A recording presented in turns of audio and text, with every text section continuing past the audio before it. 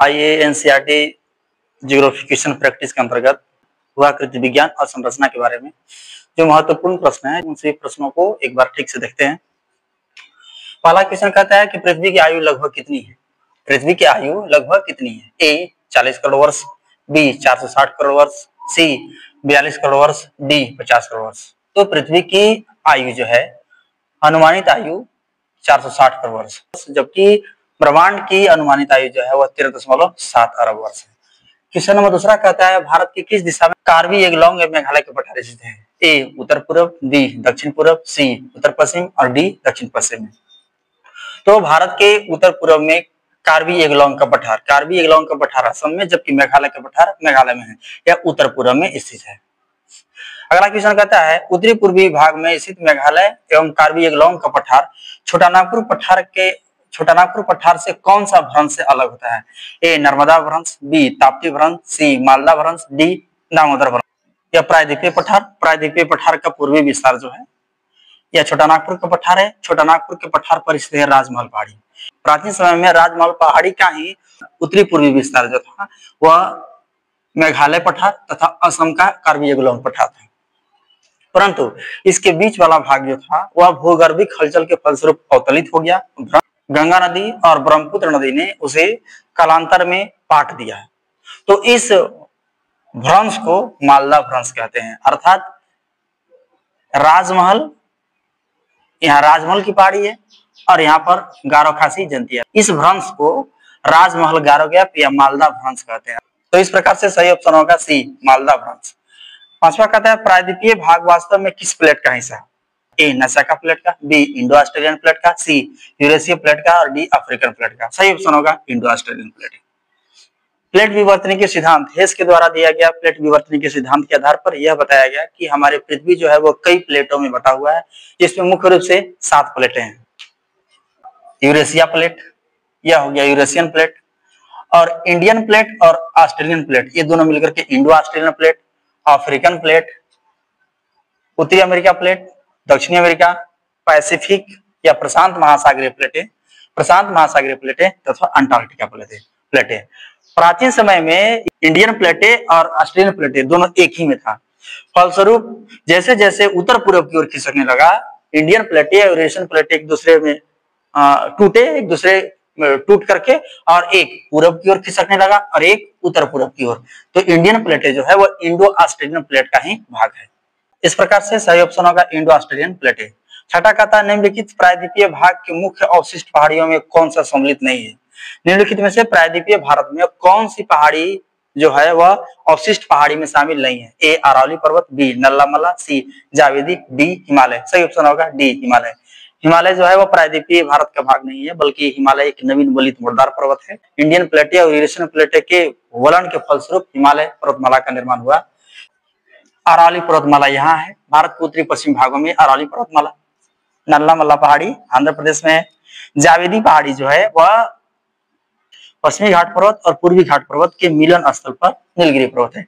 नीलगिरी पर्वत के पूर्व की ओर जावेदी की पहाड़ी है। तो इस प्रकार से अरावली पर्वतमाला, नल्ला की पहाड़ी और जावेदी पहाड़ी यह प्रायद्वीपीय पठार का हिस्सा है, यह अवशिष्ट पर्वत की श्रेणी में, जबकि यह हिमालय पर्वतमाला एक नवीन वलित मुर्दार पर्वत है। क्वेश्चन नंबर 7 कहता है निम्नलिखित नदियों में से कौन सी नदी डेल्टा का निर्माण नहीं करती है। ए महानदी, बी गोदावरी नदी, सी नर्मदा नदी, डी कृष्णा नदी। जो नदियां अरब सागर में अपना मुहाना बनाती है वे नदियां जो है वो डेल्टा का निर्माण न करके ज्वार नदमुख का निर्माण करती है, परंतु जो नदियां पूर्वी घाट पर्वतमाला से निकलती है या पूर्वी घाट पर्वत से निकलती है और पूर्व की ओर प्रवाहित होती है बंगाल की खाड़ी में अपना मुहाना बनाती है, वे डेल्टा का निर्माण करती है। महानदी, गोदावरी और कृष्णा ये बंगाल की खाड़ी में गिरने वाली नदी है, ये डेल्टा का निर्माण करती है, परंतु नर्मदा नदी जो है वह अरब सागर में गिरती है, यह डेल्टा का निर्माण न करके ज्वार नदमुख का निर्माण करती है। क्वेश्चन नंबर 8 कहता है हिमालय निम्नलिखित में से किसका उदाहरण है।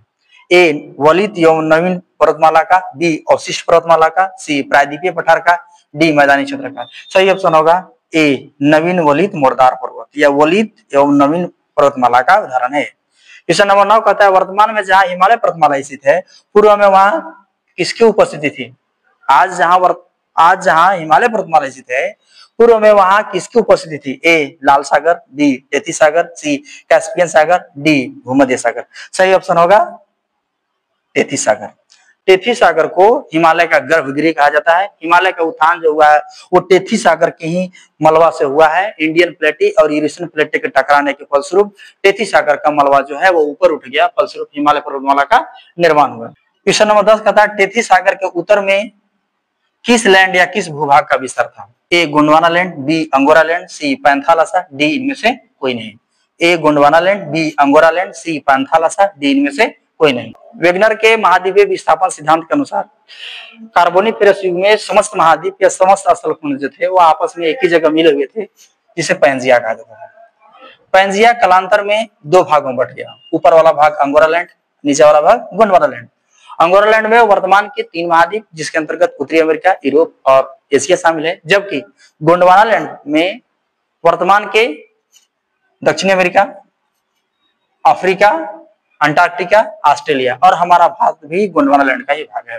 फलस्वरूप इन लोगों में प्रवाह हुआ, इन सभी महाद्वीपों, इन सभी स्थलखंडों में प्रवाह हुआ और वर्तमान स्थिति इस प्रकार की हो गई। इस प्रकार सही ऑप्शन होगा टेथी सागर के उत्तर में अंगोरा लैंड और दक्षिण में गोंडवाना लैंड। तो यह कहता है कि टेथी सागर के उत्तर में किस लैंड, किस भूभाग का विस्तार था? A Gondwana land, B Angara land, C Panthalassa, D इनमें से कोई नहीं। सही ऑप्शन होगा बी अंगोरा लैंड। 11 कहता है युवा अवस्था में तीव्रगामी नदियां प्रभावित होती है जो निम्नलिखित किसका निर्माण नहीं करती है? युवा अवस्था में जो नदियां जो है वह किस प्रकार के स्थलाकृति का निर्माण नहीं करती है? ए भी आकार की घाटी, बी गार्ज, सी जलप्रपात, डी जलोढ़ मैदान। जब युवा अवस्था में होती है तो नीचे वाले क्षेत्र का कटाव करती है और कटाव करके ये नदियां जो है वह आई आकार की घाटी को फिर भी आकार की घाटी में बदलती है और जब नदियां ऊपर से गिरती है तो इसको बोलते हैं जल प्रपात। तो यहाँ पर भी आकार की घाटी का निर्माण करती है, गार्ज का निर्माण करती है, जल प्रपात का निर्माण करती है, जलोढ़ मैदान का निर्माण नहीं करती है। जलोढ़ मैदान का निर्माण नीचे वाले क्षेत्र में करती है अर्थात वृद्धावस्था में। अगला कहता है सतपुड़ा पर्वत किस प्रकार का पर्वत का उदाहरण है? ए मुर्दार पर्वत का, बी ब्लॉक पर्वत का, सी अवशिष्ट पर्वत का, डी इनमें से कोई नहीं। सतपुड़ा पर्वत जो है वह ब्लॉक पर्वत का उदाहरण है। सतपुड़ा पर्वत के उत्तर में सतपुड़ा पर्वत, मान लीजिए सतपुड़ा पर्वत है तो सतपुड़ा पर्वत के उत्तर में नर्मदा भ्रंश, जबकि सतपुड़ा पर्वत के दक्षिण में ताप्ती भ्रंश है। तो सतपुड़ा ब्लॉक पर्वत है। अगला कहता है कि फूलों की घाटी किस पर्वतीय क्षेत्र में स्थित है? फूलों की घाटी किस पर्वतीय क्षेत्र में स्थित है?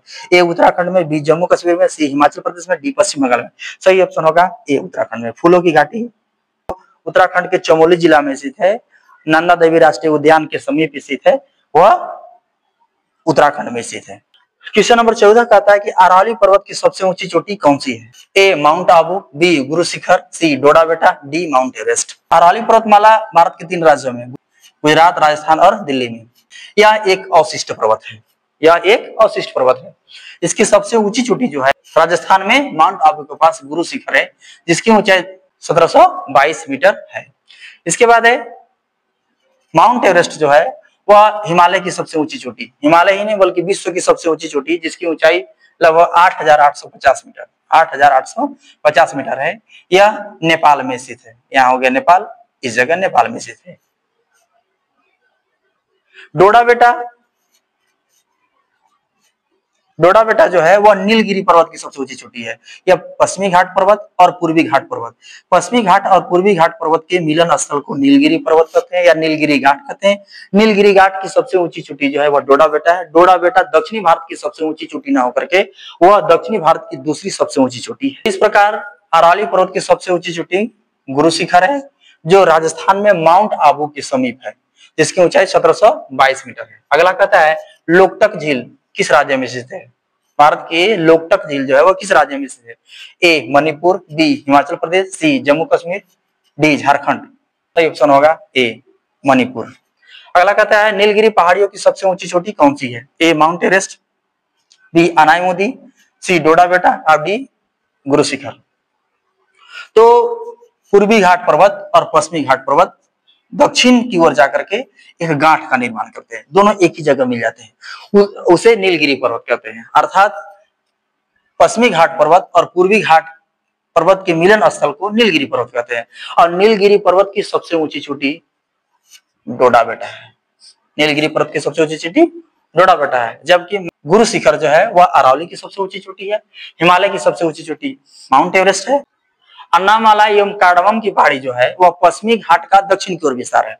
तो अन्नामालाई की सबसे ऊंची चोटी जो है अनाईमुदी है, या दक्षिणी भारत की सबसे ऊंची चोटी अनाईमुदी है।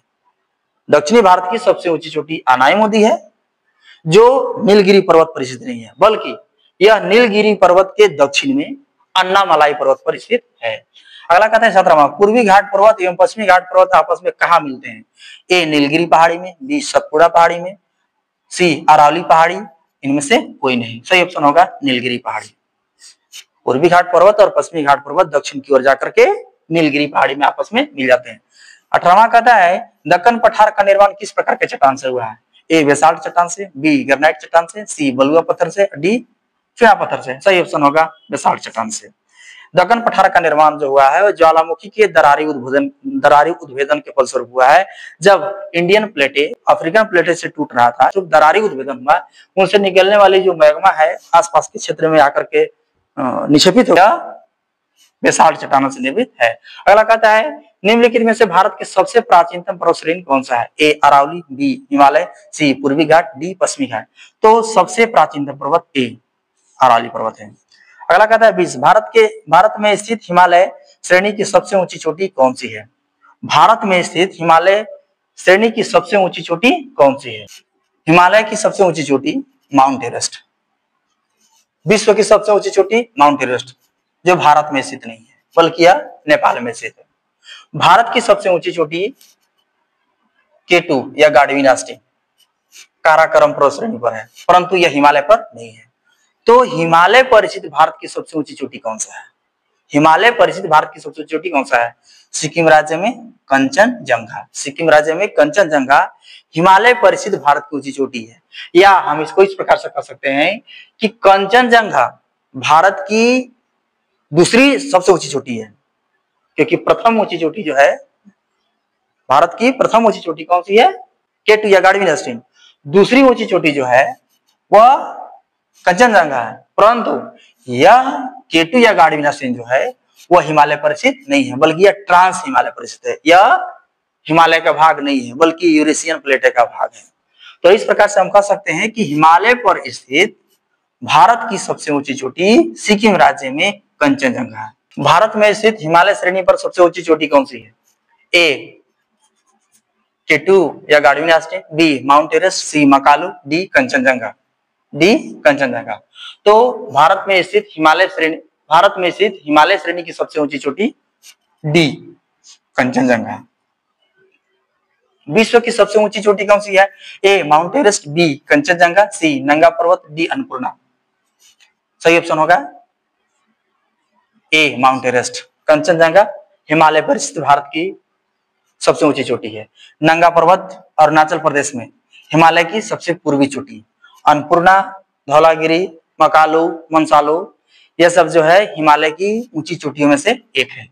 अगला कहता है अंडमान और निकोबार का कौन सा जल क्षेत्र अलग करता है? अंडमान और निकोबार का कौन सा जल क्षेत्र अलग करता है? A 9 degree channel, B 11 degree channel, C 6 degree channel, D 10 degree channel. भारत के दो प्रमुख केंद्र शासित प्रदेश अंडमान निकोबार द्वीप समूह बंगाल की खाड़ी में, जबकि लक्षद्वीप अरब सागर में। भारत में कुल 222 द्वीप हैं, जिसमें से 204 द्वीप जो बंगाल की खाड़ी में है।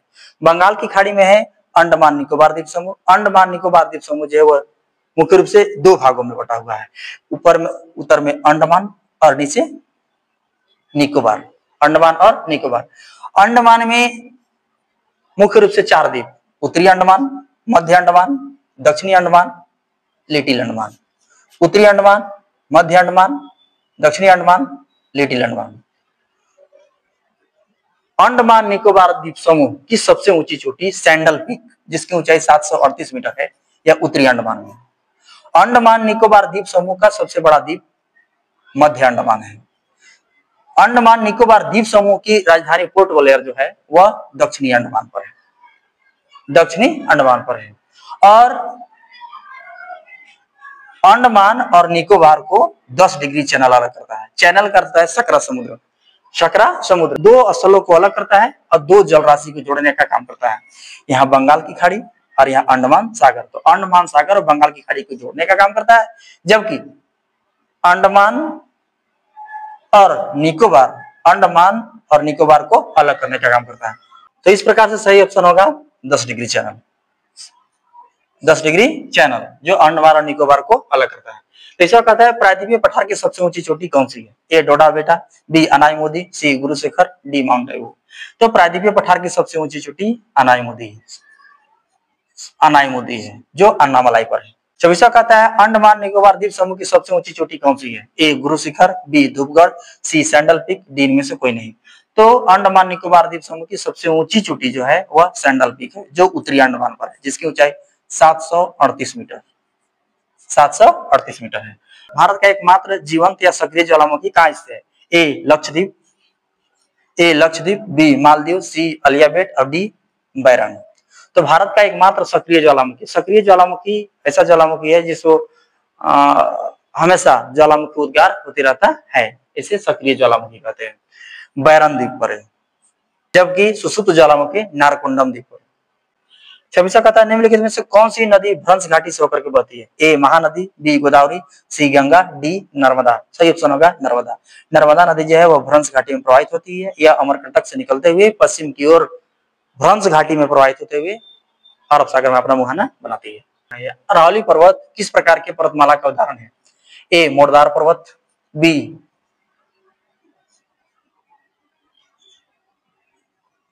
मोड़दार पर्वत, बी अवशिष्ट पर्वत, सी ब्लॉक पर्वत, डी इनमें से कोई नहीं। सही ऑप्शन होगा बी अवशिष्ट पर्वत।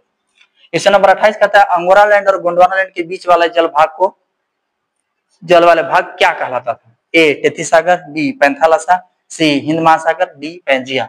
सही ऑप्शन होगा ए टेथी सागर।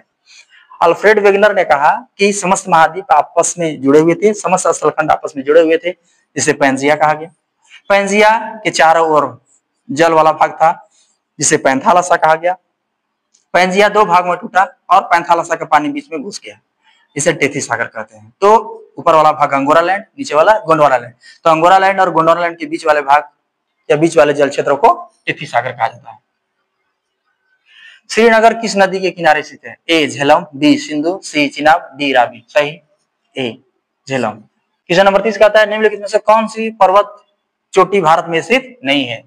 ए कामेट, बी नंदा देवी, सी माउंट एवरेस्ट, डी केटू। सही ऑप्शन होगा माउंट एवरेस्ट। हिमालय की सबसे ऊंची चोटी माउंट एवरेस्ट जो भारत में स्थित नहीं है, नेपाल में है। कामेट और नंदा देवी उत्तराखंड में, केटू लद्दाख में, लद्दाख में स्थित है। नंदा देवी उत्तराखंड की सबसे ऊंची चोटी है, जबकि दूसरी ऊंची चोटी कामेट है। रांची एवं हजारीबाग जिले किस पठार के अंतर्गत आते हैं? ए छोटानागपुर का पठार, बी अरावली का पठार, सी मालवा का पठार, डी दक्कन का पठार। सही ऑप्शन होगा ए छोटानागपुर का पठार। क्वेश्चन नंबर 32 कहता है पूर्वी घाट पर्वत का सर्वोच्च शिखर कौन सी है? ए उदयगिरी, बी नल्लामलाई, सी महेंद्रगिरी, डी इनमें से कोई नहीं। सही ऑप्शन होगा सी महेंद्रगिरी। पूर्वी घाट की सबसे ऊंची चोटी महेंद्रगिरी है। 33वां कह रहा है नंदा देवी चोटी किस हिमालय पर स्थित है? ए असम हिमालय, बी नेपाल हिमालय, सी पंजाब हिमालय, डी कुमायूं हिमालय। सर्वप्रथम सिडनी बुराड़ महोदय ने हिमालय को नदियों के आधार पर विभाजित किया। इस विभाजन को प्रादेशिक विभाजन कहते हैं। तो सबसे पश्चिम में पंजाब या कश्मीर हिमालय, उसके पूर्व में कुमायूं हिमालय, उसके पूर्व में नेपाल हिमालय और सबसे पूर्व में असम हिमालय। पंजाब हिमालय या कश्मीर हिमालय जो है वह सिंधु और सतलज नदी के बीच, सिंधु और सतलज नदी के बीच पंजाब या कश्मीर हिमालय, सतलज और काली नदी के बीच कुमायूं हिमालय, काली और तीस्ता नदी के बीच नेपाल हिमालय, तीस्ता तथा यह दिहंग नदी ब्रह्मपुत्र नदी अरुणाचल प्रदेश में प्रवेश करती है, उसे दिहंग कहते हैं। तो दिहंग और तीस्ता नदी के बीच वाला भाग असम हिमालय कहलाता है। तो नंदा देवी चोटी किस हिमालय पर स्थित है? असम हिमालय, बी नेपाल हिमालय, सी पंजाब हिमालय, डी कुमायूं हिमालय। तो नंदा देवी उत्तराखंड की सबसे ऊंची चोटी है, यह कुमायूं हिमालय में। कुमायूं हिमालय पर स्थित है। अगला कह रहा है सतलज एवं काली नदी के बीच वाले हिमालय कौन सा भाग विस्तृत है? ए पंजाब हिमालय, बी गढ़वाल हिमालय, सी नेपाल हिमालय और डी कुमायूं हिमालय। सही ऑप्शन होगा डी कुमायूं हिमालय। सतलज और काली नदी, सतलज और काली नदी के बीच वाले भाग कुमायूं हिमालय। आंध्र प्रदेश के स्थित तटीय भाग क्या कहलाता है? ए कोरोमंडल तट, बी कोंकण तट, सी सरकार तट और डी मालाबार तट। सही ऑप्शन होगा आंध्र प्रदेश के तट को सरकार तट कहते हैं। आंध्र प्रदेश के तट को सरकार तट या गोलकुंडा तट। भारत के भौतिक स्वरूप को 6 भागों में बांटा गया है, जिसके अंतर्गत उत्तर का हिमालय पर्वतमाला, गंगा ब्रह्मपुत्र का विस्तृत मैदान, मरुस्थलीय भाग, प्रायद्वीपीय पठार, द्वीप समूह तथा तटीय मैदान। पश्चिमी घाट पर्वत के पश्चिम में पश्चिमी तटीय मैदान, जबकि पूर्वी घाट के पूर्व में पूर्वी तटीय मैदान स्थित है। अब पूर्वी तटीय मैदान और पश्चिमी तटीय मैदान को जगह जगह पर या अलग अलग स्थानों पर अलग अलग नाम से जाना जाता है। जैसे दमन से गोवा तक के तट को कोंकण तट, गोवा से मंगलोर तक के तट को कन्नड़ तट, मंगलोर से कन्याकुमारी के तट को मालाबार तट कहते हैं। या ये महाराष्ट्र के तट को कोंकण तट, महाराष्ट्र के तट को कोंकण तट, कर्नाटक के तट को कन्नड़ तट, जबकि केरल के तट को मालाबार तट कहा जाता है। उसी प्रकार से पूर्वी तटीय मैदान को उड़ीसा के तट को उत्कल तट, आंध्र प्रदेश के तट को उत्तरी सरकार तट या गोलकुंडा तट, जबकि तमिलनाडु के तट को कोरोमंडल तट कहा जाता है। कोंकण तट कहां तक विस्तृत है? ए गोवा से कोचीन तक, बी गोवा से दीव तक, गोवा से मुंबई तक और गोवा से दमन तक। सही ऑप्शन होगा गोवा से दमन तक के तट को कोंकण तट कहा जाता है। मालाबार तट कहां स्थित है? गुजरात, ए गुजरात से गोवा, बी मंगलौर से कन्याकुमारी, सी नल्लौर से कन्याकुमारी और डी गंगा डेल्टा से कन्याकुमारी तक। सही ऑप्शन होगा मंगलौर से कन्याकुमारी, मंगलौर से कन्याकुमारी। और तीसरा कहता है शिवालिक श्रेणी का निर्माण कब हुआ? इओसिन, ए इओसिन, बी मायोसिन, सी प्लायोसिन और डी इनमें से कोई नहीं। सही ऑप्शन होगा प्लायोसिन। हिमालय उत्तर से दक्षिण की ओर कई श्रृंखलाओं में बटा हुआ है, जिसके अंतर्गत सबसे उत्तर में बृहद हिमालय, जिसे ग्रेटर हिमालय, स्रोत हिमालय भी कहते हैं, आंतरिक हिमालय भी कहा जाता है। उसके दक्षिण में मध्य हिमालय, लघु हिमालय और उसके दक्षिण में शिवालिक हिमालय। इन सभी श्रेणियों का जो निर्माण हुआ है वह एक समय में नहीं हुआ, बल्कि अलग अलग समय में हुआ है। तो सबसे पहले ग्रेटर हिमालय का निर्माण इओसिन में, मध्य हिमालय का निर्माण मायोसिन में और शिवालिक का निर्माण प्लायोसिन में हुआ है। इस प्रकार से सही ऑप्शन होगा प्लायोसिन।